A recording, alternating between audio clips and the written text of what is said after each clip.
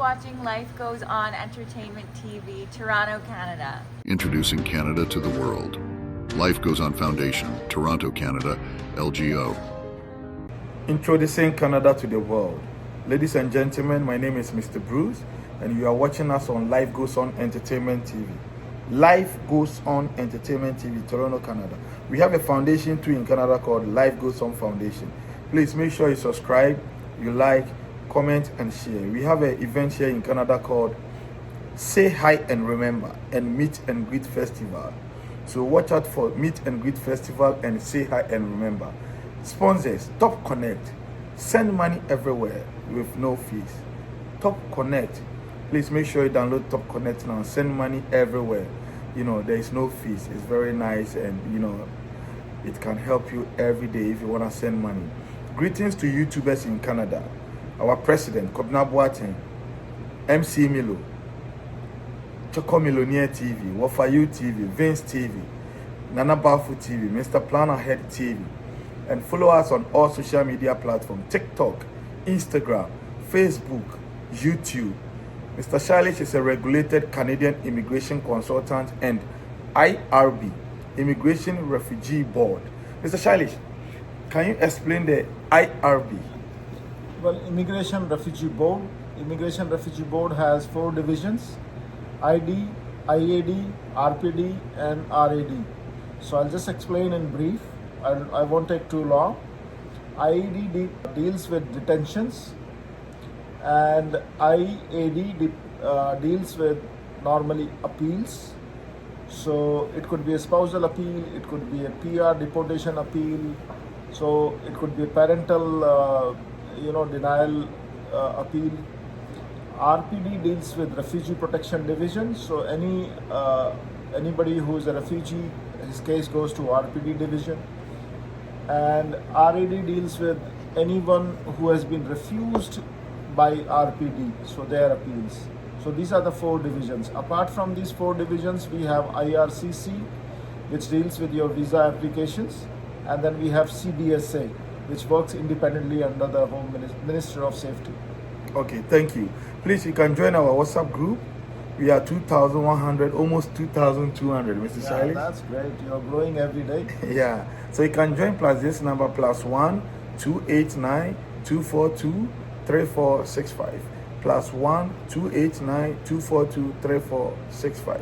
Mr. Shalish, why is it good to, go for IRB if you're a refugee in Canada? Well, right now only IRB people who are qualified, RCICs with IRB, they can only make your representation at Refugee Protection Division. So it was not only mandatory, but it's also good for the applicant, because somebody who has a qualification, they will represent you in a proper way, and they will represent you as per whatever is required by the law. Oh, okay. Thank you so much, Mr. Shalish. Today's video title is nearly 50,000 foreign students listed as no. They didn't show up in the Canadian colleges and universities. Mr. Shalish, that's the news now. 50,000 people. A lot of people. How did they know? They can figure it out, because every college now has to report back to IRCC about each and every student.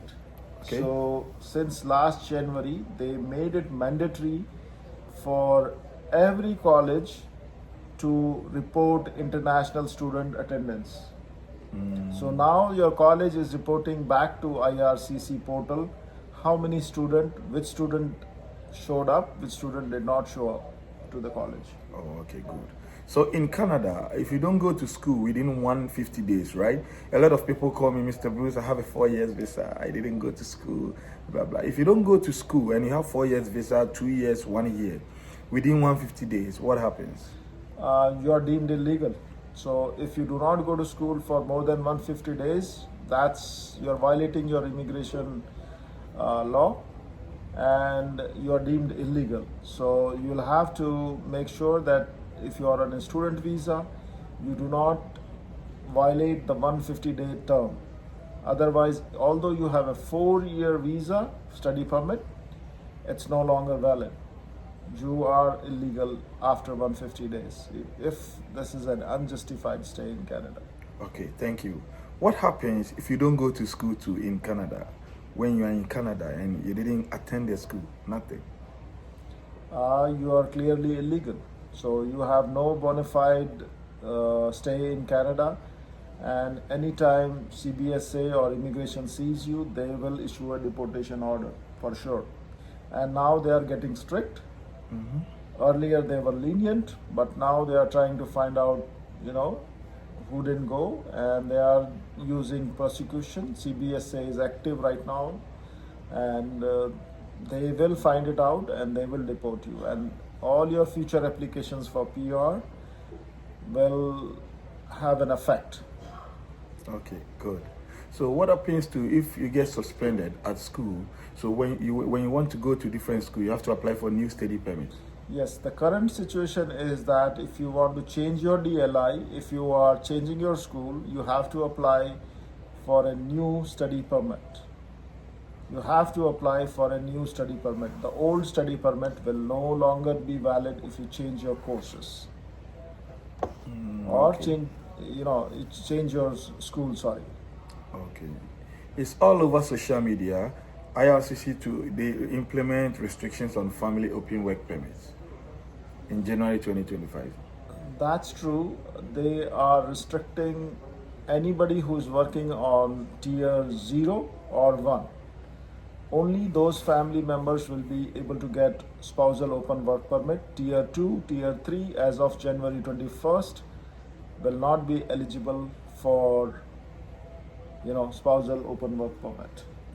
So tier 3, tier 4, so hurry up. You have time until January 21st Good. to make your application. And they are restricting children's as well. So the immigration is tightening up right now. My humble advice to everyone, take advantage. You still have until 21st of January. They will give you a list of occupations which can apply for, further spousal open work permit. They will give you a list, and only those lists will be able to apply for spousal open work permits after that. And all general category applicants will be denied spousal open work permit. Oh, okay. Thank you so much. What are some of the possible documents they may ask a student at port of entry? Recently, they deported a lot of Ghanaians at port of entry. So it depends what kind of visa you have. If you have a student permit, then they will ask you for the fees receipt of the college. They may ask you to show up the portal of your college, whether you are actively enrolled in that college, and whether who is paying your fees, how do you intend to pay your fees. So all those things will come up, and whether you are a genuine student or not, they will try to make sure that if you're not a genuine student, they send you back. The same thing with the visitor visa.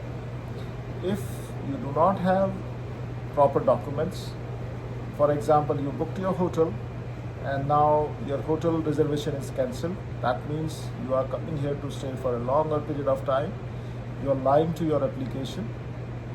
You are likely to be returned back. You don't have the requisite funds to stay in Canada. You came with only, say, $100, and you are saying that you are going to visit CN Tower, you made a big itinerary, and you don't have the requisite funds to support whatever you are saying. You could be deported.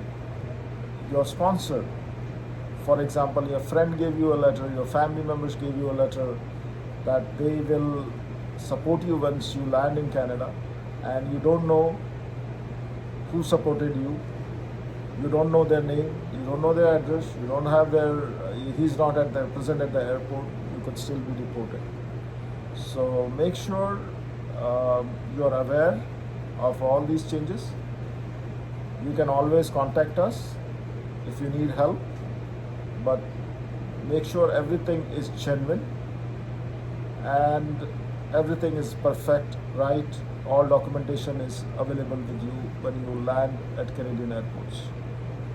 Okay, thank you. Please share the video. Today is Canada Interesting Questions of the Day. Share the video. Share the video. Mr. Shalish, can 1 year certificate program, get someone PGWP, university or, college, Yes, postgraduate a work permit? 1 year certificate program from a government college will give you 1 year of PGWP. And within a 1 year, you have to work your way towards your PR. Oh, that's nice. Please share the video. And you can join us on TikTok, Facebook, Instagram. And Saturdays we have Google Meet. We meet online for Canada Interesting Questions of the Day. Sundays we have free immigration advice at Swagat Immigration. Share the video, guys. Mr. Shalish, someone is banned for 5 years. What can he do now? Well, if somebody is banned for 5 years and the only way to come to Canada would be to make a TRP application, temporary resident permit application, the visa officer may override that 5-year ban in an exceptional cases, but you should have an exceptional case to get you override for your ban. Otherwise, after 5 years, you may again apply for authorization to return to Canada. And after that, you can come to Canada and you can make an application as to why you want to come here and what is the urgency of coming to Canada. Oh, okay, good. How long does it take to reapply for a Canadian study visa after refusal? You can immediately reapply.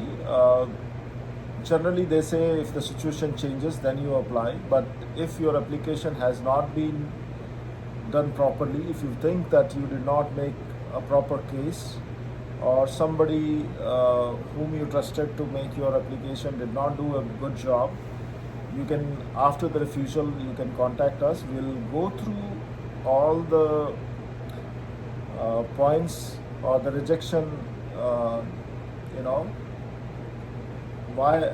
why the officer has raised certain questions or the objections by the officer, and we will answer all the objections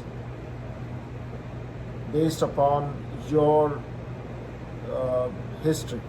So any objection, for example, if the visa officer has said that there is not enough financial ability within you to pay for your fees, then you provide us enough financial documents, and we make try to answer the questions of the officers, and based upon that we redo your study permit application or a visitor visa application. So all the objections of the officers have to be addressed in a proper way if you want to make a reapplication immediately. Oh, okay, thank you. Can a visitor visa holder apply for extension 3 times?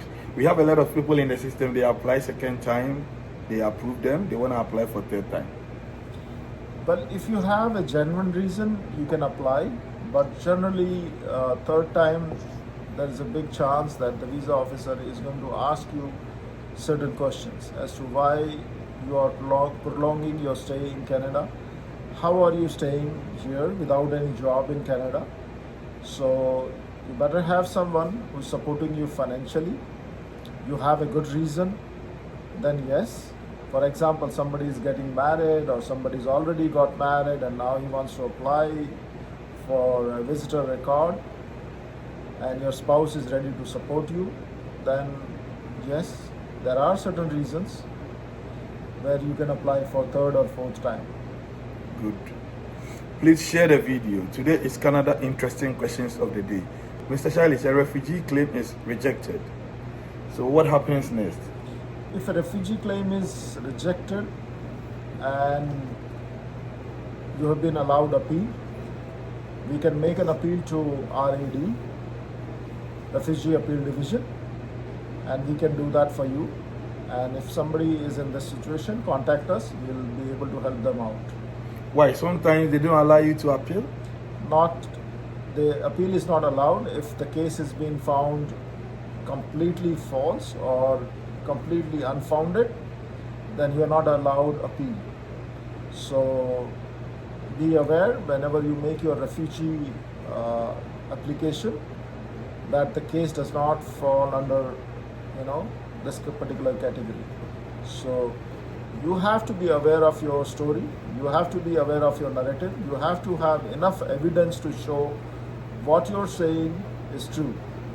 A lot of people, they go to fake consultants, fake ghost consultants, which they are known as, and they make a false narrative, take advantage of you, take some money from you, and then at the time of the hearing, you don't have proper evidence to support whatever you are saying. That is when, an application like this would come up and the judge would think that the case is completely bogus, it's completely unfounded, and he would not even allow you to appeal. That would be, he thinks that it's going to be waste of the court's time even to allow you an appeal. Oh, okay. Thank you so much.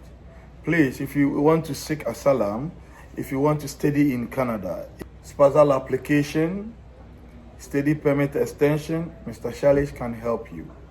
So, Mr. Shalish, how long does it take if someone is working with someone they want to transfer to you? How long does it take if they want to change a consultant or legal aid? Well, it's a pretty simple process. So just come to the office and we'll sign some documents and the rest we will take care of it. It's a smooth process. Generally, it takes about 2 weeks. Okay, thank you so much, Mr. Shailesh. Thank you, Mr. Bruce. Please share the video, follow us on TikTok, Facebook, Instagram, and subscribe the video. Thank you for watching.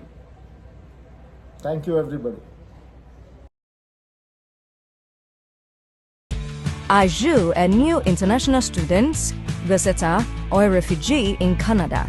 Thinking of where to get help in order to enjoy your stay here? Then, Line Goes On Foundation is here for you. We help you with accommodation posting, job postings, and references, free advice from Ircc, regulated Canadian immigration consultants, sharing and networking, advice and recommendations. So, why won't you tell your friends and family to join Line Goes On Foundation? Because with us, you are sorted. Line Goes On Foundation. Together, we can make it.